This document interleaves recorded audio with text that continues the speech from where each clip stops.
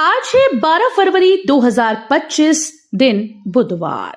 Welcome back सुप्रभात news Chhattisgarh. चलिए देखते हैं छत्तीसगढ़ की 25 फटाफट बड़ी खबरों को। इससे पहले न्यूज को आप कहां से देख रहे हैं कमेंट बॉक्स में हमें जरूर बताएं, साथ ही वीडियो को लाइक करें। सीजी बजट 2025-26 को फाइनल करने आज बैठेंगे मंत्री। सुबह 11:30 से शाम 7:30 बजे तक 6 मंत्रियों के विभागीय बजट पर होगी चर्चा। छत्तीसगढ़ के वित्तीय वर्ष 2025-26 के बजट की तैयारी अंतिम दौर में पहुंच गई। आज 12 फरवरी को बजट पर मंत्री स्तरीय चर्चा होगी। इसके लिए वित्त विभाग ने कार्यक्रम जारी कर दिया है। मंत्रियों के साथ बैठकों का दौर दिन भर चलेगा। मंत्री स्तरीय इस बैठक में वित्त मंत्री ओपी चौधरी के साथ वित्त विभाग के अफसर मौजूद रहेंगे। 150 से ज्यादा स्कूल्स में बनेंगे नए शौचालय, अब नहीं होगी छात्राओं को दिक्कत। छत्तीसगढ़ के बिलासपुर जिले में सरकारी स्कूल्स में शौचालय न होने और मौजूद शौचालय को इस्तेमाल लायक न होने के मामले में सोमवार को सुनवाई हुई। शासन की ओर से बताया गया कि 150 से ज्यादा नए शौचालय की टेंडर प्रक्रिया चुनाव आयोग की अनुमति से की जा रही है। आचार संहिता खत्म होते ही वर्क ऑर्डर जारी कर दिया जाएगा। प्रयागराज में माघ पूर्णिमा संगम स्नान के साथ पूरा होगा महाकुंभ का कल्पवास।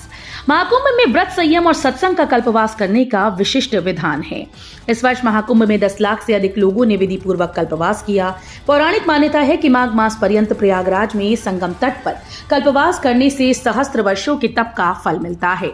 महाकुंभ में कल्पवास करना विशेष फलदायी माना जाता है। जल्द शुरू होगा निर्माण। हीरापुर और बंगाली चौक पर बनेंगे 2 फ्लाईओवर, टेंडर जारी। कबीरनगर हीरापुर बंगाली चौक पर बनने वाले फ्लाईओवर के प्लान में बदलाव किया गया।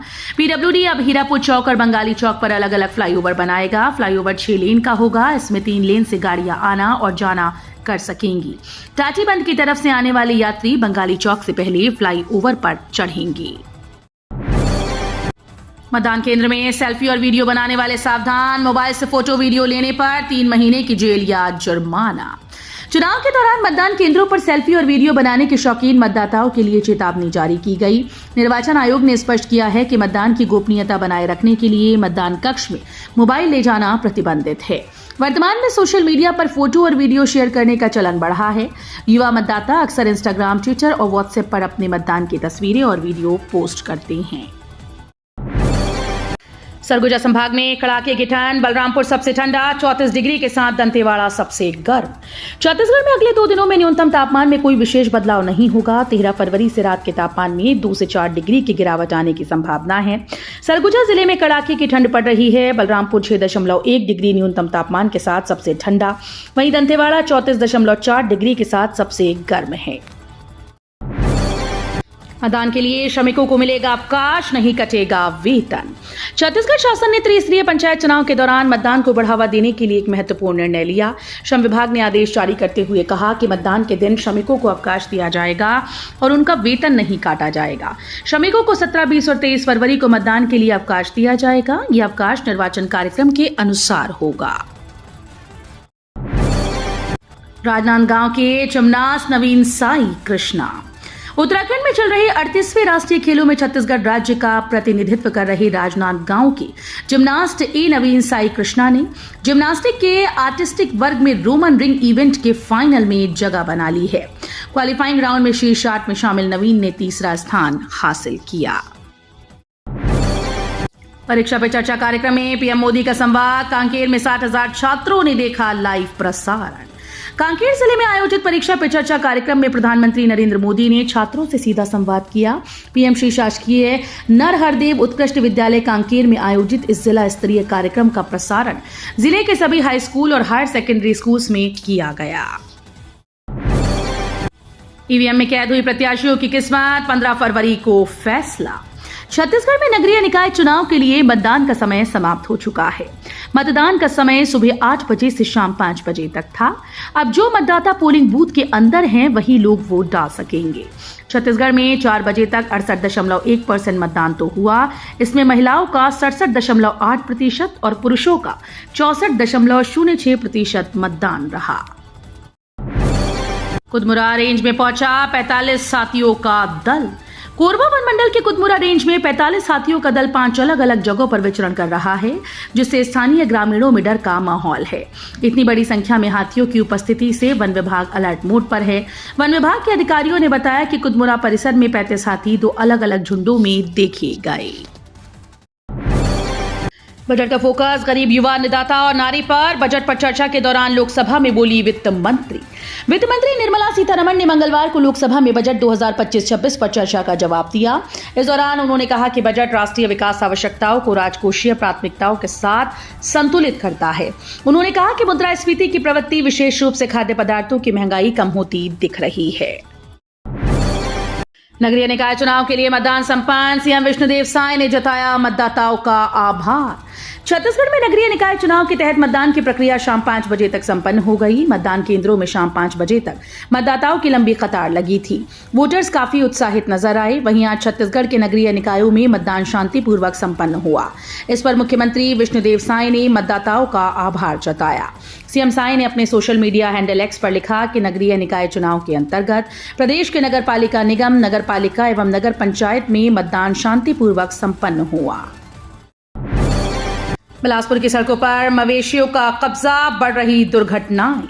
शहर में सड़कों पर आवारा मवेशियों की समस्या गंभीर होती जा रही है। हर दिन सड़क दुर्घटनाएं बढ़ रही हैं, जिसमें वाहन चालक और मवेशी दोनों की जान जोखिम में पड़ रही है।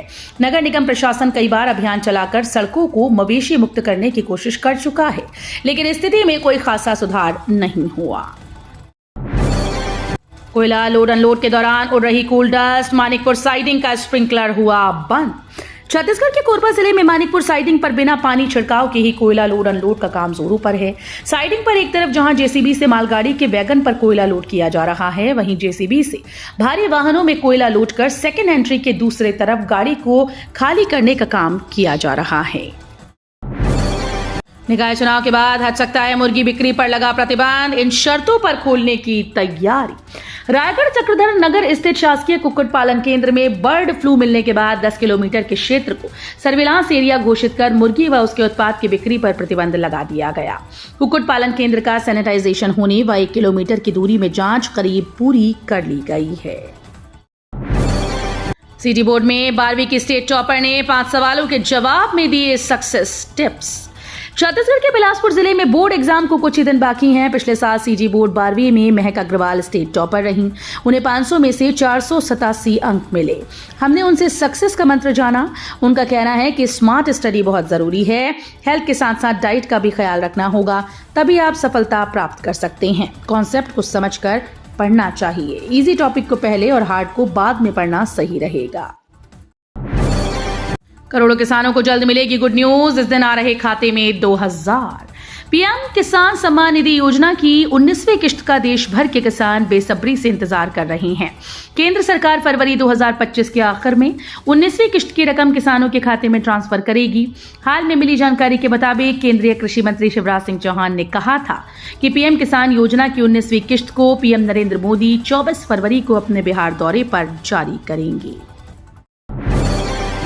दुर्ग कलेक्टर को केंद्र सरकार में मिली बड़ी जिम्मेदारी। अब इस विभाग में संभालेंगी ये पद।